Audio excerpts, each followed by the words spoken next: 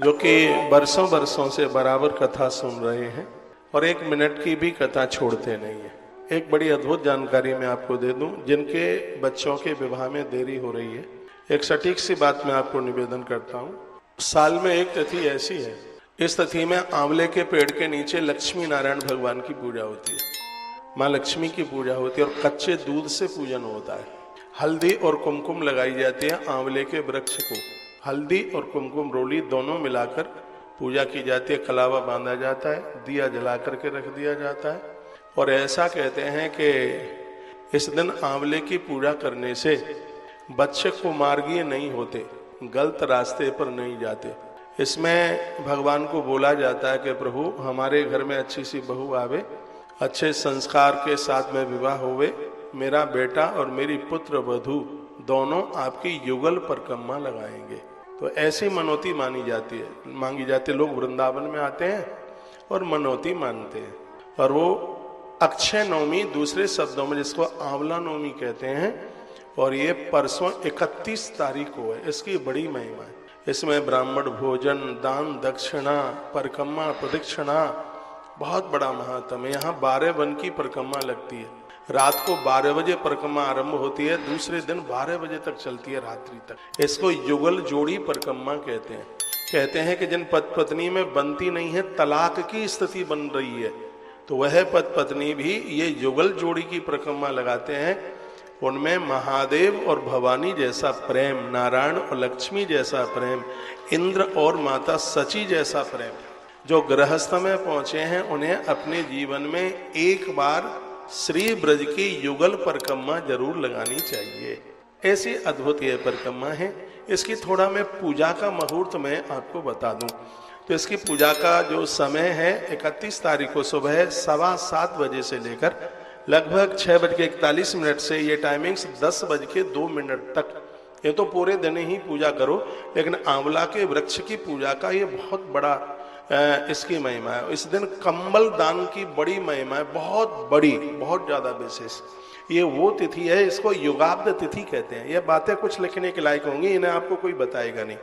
इसको कहते हैं युगाब्द तिथि। इन तिथियों में युग आरंभ हुआ है, इसलिए इसकी महिमा ज्यादा है। सतयुग जिस दिन प्रकट होता है उस दिन वैशाख शुक्ल पक्ष की अक्षा तीज होती है, जिसे हम अक्षय तृतीया कहते हैं। उसी दिन सतयुग प्रारंभ होता है। हमारे ग्रंथों में लिखा है भगवान बद्रीनाथ के कपाट खुलते हैं उस दिन। भगवान परशुराम जी का भी प्राकट्य उसी दिन हुआ है और बांके बिहारी जी महाराज जी का चरण दर्शन भी साल में एक बार उस दिन होता है।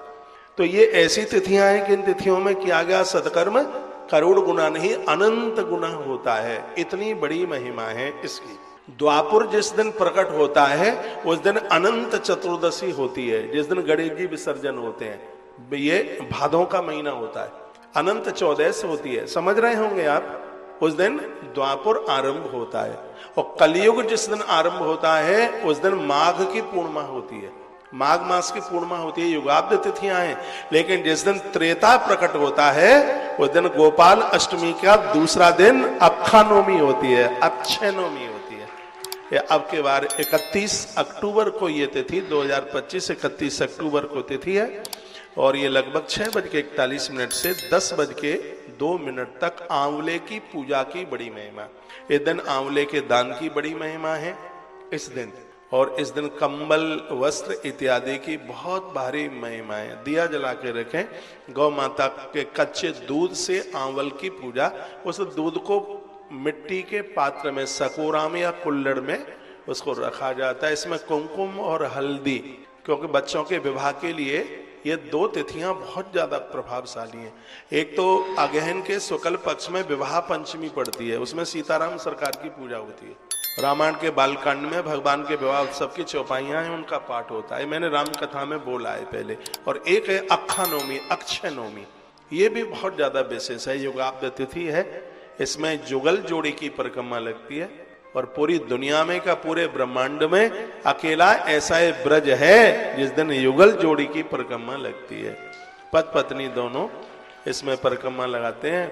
फिर उनकी जो अनबन हो रही है वो मिट जाती है। दोनों में बड़ा स्नेह होता है, दोनों में बड़ा प्रेम होता है। वो कोई कहे कि कोई अकेले नहीं लगा सकता, अकेले भी लगा सकते हैं।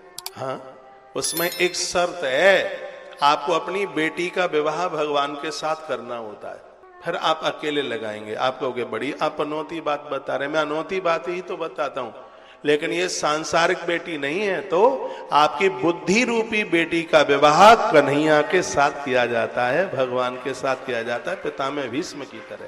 कहा जाता है प्रभु आज से हमने अपनी बेटी बुद्धि आपके लिए समर्पित कर दी है। तो ये अखानवमी के प्रति मेरी बड़ी श्रद्धा है। परसों आप देखेंगे सुबह इतनी भीड़ होगी, भारी भीड़, लेकिन थकान नहीं होती। 12 वन की पूरी परिक्रमा होती है और ब्रज तो अद्भुत है ही, गरुण गोविंद तक लोग जाते हैं दर्शन करने के लिए। तो यह परिक्रमा तुलसीवन आश्रम के दरवाजे से शुरू होगी और यहीं आकर के पूरी हो जाएगी। खूब भंडारे चलते हैं रास्ते में, बहुत आनंद होता है। 12 वन की परिक्रमा होती है, ये सुबह से लेकर के शाम तक लगभग 16 घंटे की परिक्रमा है। इसमें मैं आपको डरा नहीं रहा हूं, पर 16 घंटा कब निकल जाता है पता ही नहीं लगता। 16 घंटे की परिक्रमा है, 16 घंटा चला जाता है और लोग चलते हैं, कोई थकान नहीं, कोई दिक्कत नहीं, कोई परेशानी। इतनी अद्भुत जगह दे।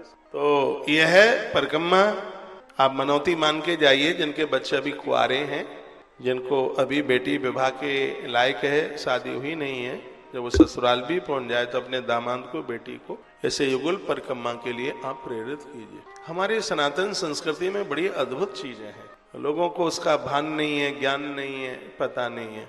तो मैंने अक्षय नवमी की पूजा का भी मुहूर्त आपको बता दिया है, किन चीजों से पूजा। इसमें कच्चा दूध से जड़ों में डाला जाता है।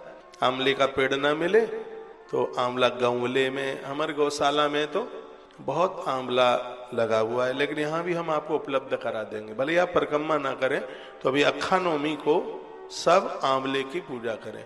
उस दिन आंवले का वृक्ष लगाने का भारी महत्व है। और तो कार्तिक का महीना चल रहा है, इसलिए और भी इसकी बड़ी महिमा है। तो अक्षय नवमी के लिए मुझे कुछ आपको बताना था और यह मैंने आपको निवेदन किया है, तो ये आप बिल्कुल कर सकते हैं। 31 तारीख को है अक्षय नवमी, मुहूर्त 6:41 से 10:02 तक सुबह। पूजा पूरे दिन तक चल सकती है, लेकिन इसमें एक विशेष, इसमें वृक्ष की जड़ों में गंगा जल भी इसमें डाला जाता है। कुमकुम और हल्दी की इसमें पूजा में बड़ी महिमा है। एक पीतल के दिए में जोत जला करके रखी जाती है इसमें, तो ये आप कर सकते हैं। ठीक है, अब मैं कथा की तरफ आगे चल रहा हूं। कुछ लोग कंफ्यूज हो रहे हैं गोपाल अष्टमी को लेकर के। 100% गोपाल